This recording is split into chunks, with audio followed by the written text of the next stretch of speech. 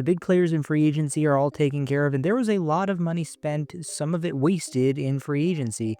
But there were also plenty of gems given out this offseason, contracts that look like they are going to be incredible value to the teams that gave them out, and extensions that will look like absolute bargains in a few years. So today, let's look at the 5 best contracts that were given out by teams in the free agency period. Now let's start with the Vancouver Canucks, who did a very smart thing in my opinion by extending goaltender Thatcher Demko to a 3-year deal worth $8.5 million per year. Now that AAV is slightly higher than what he was projected to get.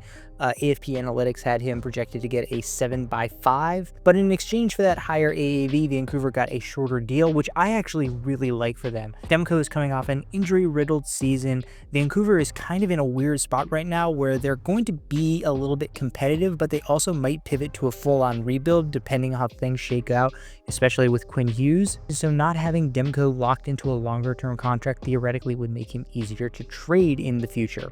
But even if they decide to ride it out with Demko for the full length of the contract, they're paying him a pretty fair value considering how good of a goaltender he is. I would say he's in the tier just below elite, and Vancouver isn't overpaying him. They're paying him very good goaltender money, but they're not paying him great goaltender money like the Rangers gave out to Igor Shesterkin. Another contract extension that I really liked was by the Utah Mammoth, who upon acquiring JJ Peterka, immediately signed him to a 5-year extension worth $7.7 million a year. And not only was that contract value right dead on with what he was projected to get, about $7 to $8 million per year, it's just good business for the Utah Mammoth, who are under new ownership and kind of trying to build a new culture, to lock up a young ascending player to a fair market value deal, and especially have contract extension talks go smoothly with a guy who just came out of very messy talks in Buffalo. Peterka's still very young, he's only 23, and even though his current production hasn't warranted a $7.7 million AAV, I am very confident that he will get at least close to that as he continues to develop, and especially if, let's be honest, the trend of players leaving Buffalo and immediately becoming a lot better continues. The third best contract of the 2025 free agency period was another extension, this time made by the Calgary Flames, who locked up Morgan Frost to a 2-year contract, $8.75 million total, or $4.375 AAV. And I know on the surface this doesn't seem like a great contract. Calgary's letting a 26-year-old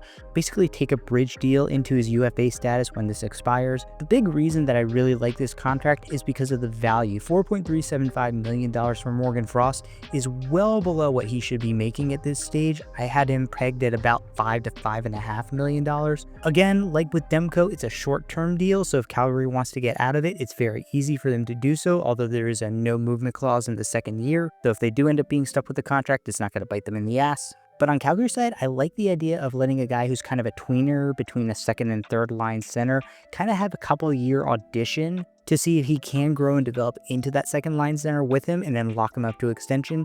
If he doesn't, let him go to free agency. Somebody will overpay a third line center, but at least you know it won't be you. Now, the second best contract that was given out this offseason, in my opinion, was one of the biggest ones in terms of AAV. The Edmonton Oilers locked up their top defenseman, Evan Bousard, to a 4-year contract worth $10.5 million per year. A lot of the NHL has been critical of what the Oilers did this offseason between the Trent Frederic signing and now this extension, which basically creates another core 4 between Bousard, Nurse, McDavid, and Draisaitl.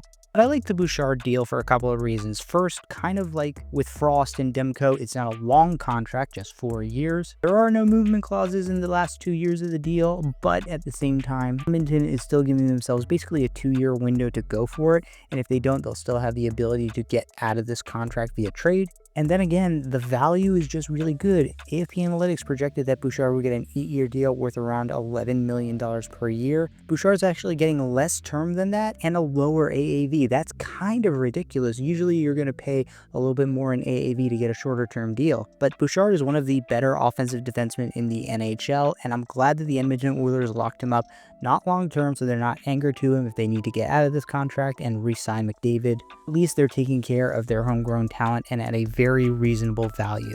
And last but not least, the best contract of the offseason. Actually, I wanted to shout out just a few people who took really just team-friendly discounts to either re-sign for a few years like Matt Duchene and John Tavares, or really good veterans who took short-term deals way below what they should be earning, guys like Brent Burns, Claude Giroux, Evgeny Dadonov. But the best of both worlds has to be by the Dallas Stars, who locked up their captain Jamie Benn to a 1-year contract, just $1 million. That is ridiculous ridiculously, sinfully good value for the Dallas Stars. Benn was projected to get around $5 million for 2 years on free agency, and yes, you're only locking him up for 1 more year, but for just $1 million, Jamie Benn is still an incredibly good top 6 forward, even though he has a bit of a reputation as an agitator. I want you to keep in mind something that's absolutely mind-blowing. Last year, Jamie Benn at age 35 put up 49 points, which doesn't seem all that impressive until you realize that Sam Bennett has only had 1 year in the NHL where he has had more than 49 points. Bennett just got an Ipe by Florida, and yes, Benn's older, which is why he gets a lower AAV and a lower term, but still getting a guy who's going to easily give you between 40 and 60 points a year at $1 million, even if he's on the back nine of his career, is just an incredibly good deal for the Dallas Stars.